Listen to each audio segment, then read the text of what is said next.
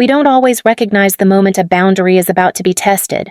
Sometimes it arrives quietly, dressed well, speaking with certainty. That was the case here. What stood out wasn't the volume, but the confidence, the way a single name was used like a key. Victoria Sloan would matter before anyone knew why. This is how she remembers it. I was upstairs finishing a call when my phone buzzed. Not urgent. Just a note from Marcus at the desk. Your mother is here. By the time I reached the lobby, the room had already adjusted. Not panicked, not frozen, just alert.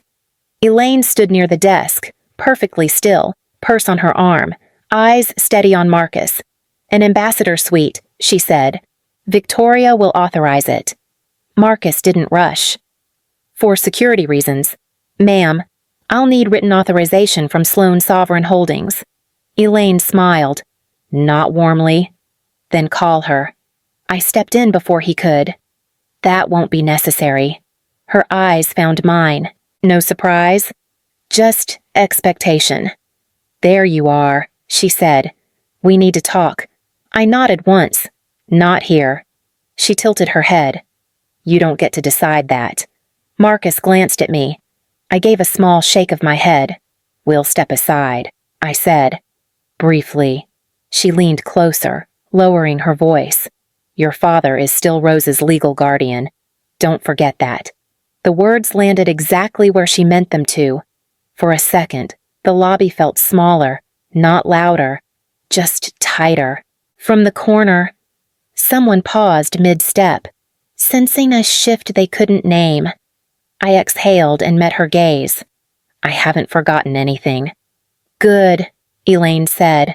Then you'll understand why family debts don't disappear. We moved toward the private corridor. As we walked, I thought about how many times I'd been told not to come back, how easily doors close when you're no longer useful. If you're listening and staying with us, thank you. Quiet stories like this matter because they happen more often than anyone admits. We stopped just past the corridor doors, close enough to hear the lobby again if someone raised their voice. No one did. Elaine set her purse down on the console table like she planned to stay a while. Relax, she said. I'm not here to make a scene. That depends on what you want. Came out of me before I meant it to. She looked around, taking in the quiet. You always did like order. Even as a kid, always cleaning up after everyone else. I didn't answer. That silence used to bother her. It still did. She continued anyway. Andrew's getting married. Soon. He needs help. I folded my arms, more out of habit than defense. Help how? A proper wedding. A house that doesn't embarrass the family. She waved a hand. You know, the basics. I let a breath out through my nose. You didn't come here for conversation. Her mouth tightened. Don't do that. Do what? Pretend you don't know how families work. I felt something old stir. Not anger. Pressure. You cut me off, I said. You told me not to come back. That was different, because I didn't obey. She stepped closer, because you left when your brother needed stability. I laughed once, quietly. It surprised both of us. She leaned in. This is about settling accounts. Elaine straightened the cuff of her coat, the way she used to before delivering bad news. You've done well, she said. I won't pretend otherwise. I waited. That kind of success doesn't come from nowhere. She met my eyes. It comes from being raised properly. There it was. Not Andrew. Not the wedding. The story she'd been rehearsing. You fed me. I said. You clothed me. That's the job. Her lips pressed thin. Don't be crude. I'm being accurate. She took a step back, then another, measuring distance. Your brother struggled. You know that. He needed support. So you gave him everything. And you were strong enough not to need us. I felt my jaw tighten. You told me to leave. She waved it off. You were dramatic. Always were. I remembered standing in the doorway years ago, backpack on my shoulder. My grandmother crying quietly in the kitchen while my father stared at the television. "If you walk out," Elaine had said then, "don't come back." I hadn't reminded her. I didn't need to. She remembered. Elaine shifted tactics. "Andrew's wedding will cost around $180,000. A modest home near the city will need another $220,000. These are reasonable numbers. They're not the issue. Then what is—" Her tone sharpened. "You can afford it. I'm not paying for obedience." She exhaled sharply. "This isn't about obedience. It's about balance. About repaying what was invested in you." I shook my head.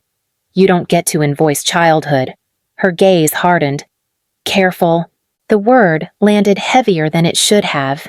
She lowered her voice. "Your father is still responsible for Rose's trust, for her care. Decisions can be made." My stomach dropped. Slow and cold. "I visit her," I said. "When you let me." Elaine's shoulders lifted in a small shrug. Stability matters. Cooperation helps. The hallway felt narrower, the air thicker. I didn't speak right away. Somewhere behind us, an elevator chimed. Life continued. "Finally," I said. "You came here to collect." She nodded once. "Family debts don't expire." I looked past her, back toward the lobby, toward the hotel I'd built piece by piece.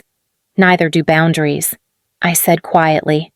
Elaine turned toward the window, watching the River North traffic slide past. "Your father never liked conflict," she said smoothly, "but he understands responsibility." I leaned against the wall, my hand slipping into my pocket to press the record button on my phone. "He understands control. He is Rose's legal guardian, court-appointed."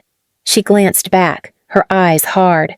"That didn't change just because you ran away." She stepped closer, her voice dropping to a predatory whisper.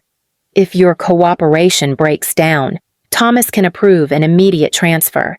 There are state-run facilities, Victoria, gray walls, overworked staff places that fit a much tighter budget." My hands curled. "You're talking about her care like it's furniture. I'm talking about reality. We kept you away from her once. We can make it permanent. Handle Andrew's needs, the wedding, the house, and things stay smooth. Otherwise, Rose becomes the one who pays for your defiance."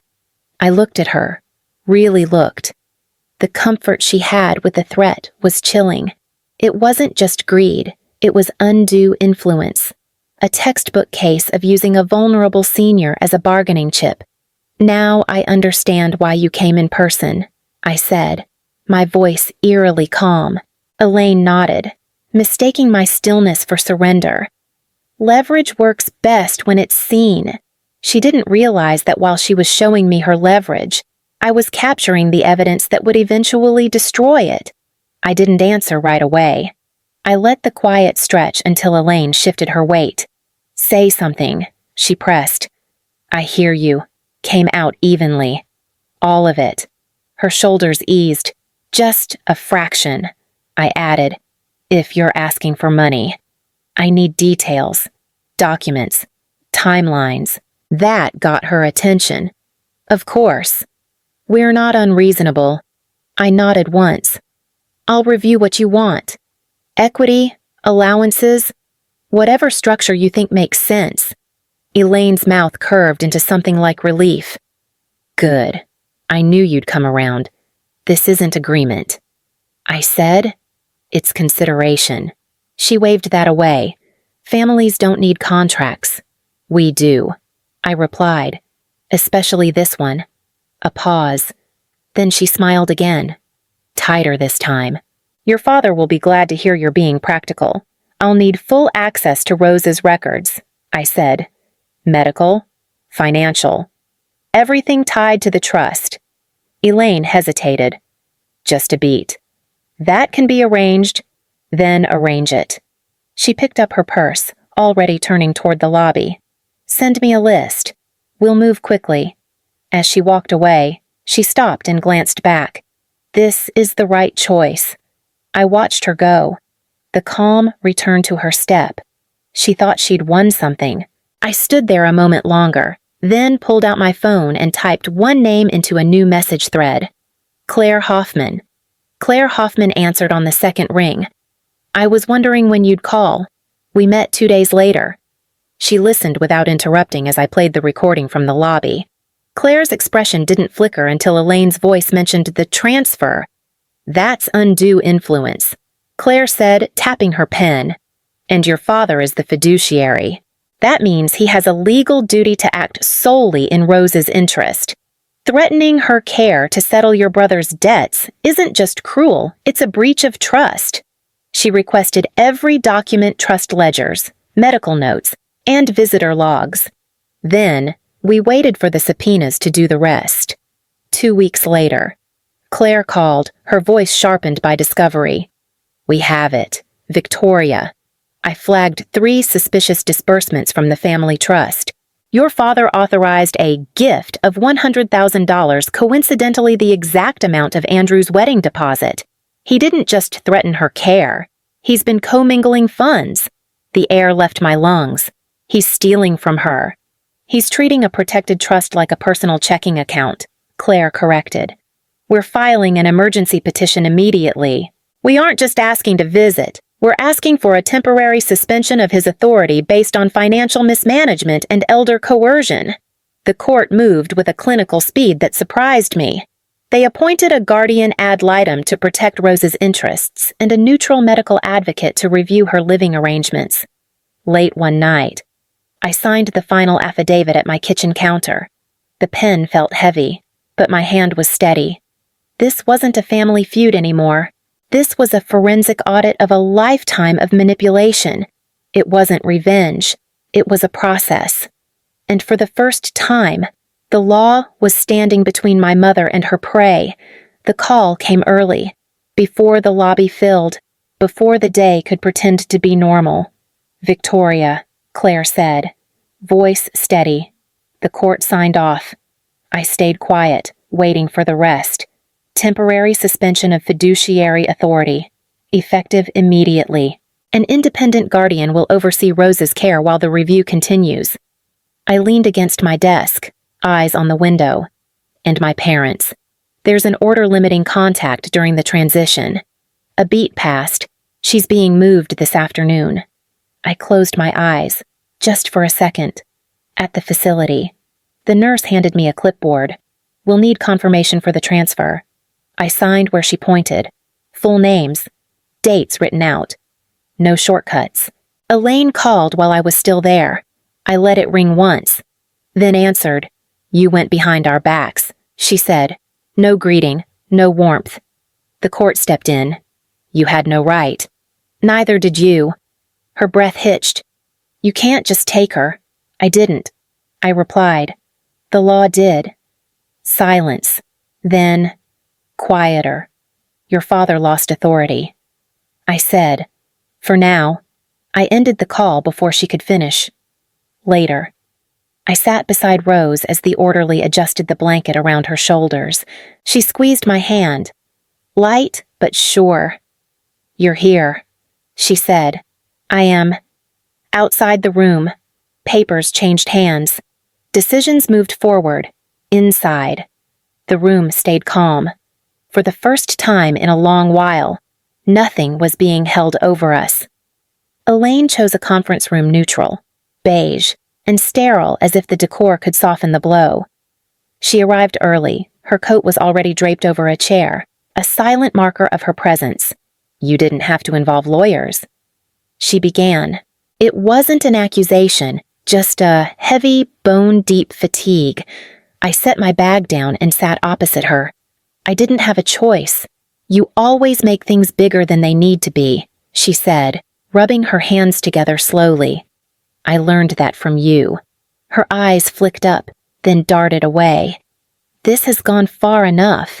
Your father is humiliated. Andrew's wedding is on hold. People are asking questions. I nodded. That was inevitable.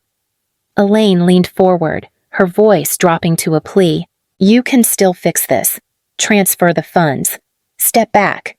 Let things return to normal. I felt the old reflex, the desperate urge to smooth things over. Instead, I spoke with measured clarity. Normal was conditional. It always was. You make it sound cruel. She frowned. It was. We raised you, her voice sharpened. You controlled me. I countered. Love came with requirements.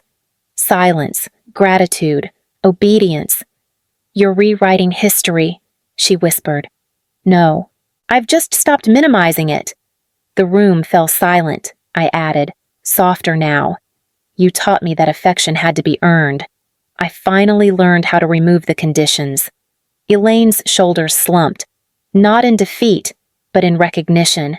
She stood and gathered her coat. You've changed. Yes, I replied. I survived. She walked out without another word. The room Rose was in smelled faintly of soap and warm tea. Nothing sharp, nothing urgent, just steady. She sat by the window, a blanket folded over her knees, watching the light move across the floor. When I took the chair beside her, she didn't turn right away. You came back, she said after a moment. I never really left. Her hand found mine. Thin, warm, real. They had tried to make that feel conditional, like access was something that could be granted or revoked. Sitting there, I understood how wrong that had always been. We didn't talk much. We didn't need to. The nurse checked in, smiled, adjusted the curtain, then left us alone again. Later that week, the hotel ran like it always did. Guests checked in. Staff handled requests. Marcus sent me a message about a scheduling issue. Normal things. Good things. Elaine didn't call. Neither did my father. For the first time, the silence didn't feel like punishment. I thought about the girl who had been told not to come back, about how long she believed love had to be earned, repaid, justified, how carefully she'd learned to take up less space. Now, when I introduce myself, I don't explain where I came from. I say my name, Victoria Sloan, and that feels like enough. If you're still here, thank you for staying with this story. Some endings don't announce themselves, they just settle in, quietly, and change how you stand in your own life.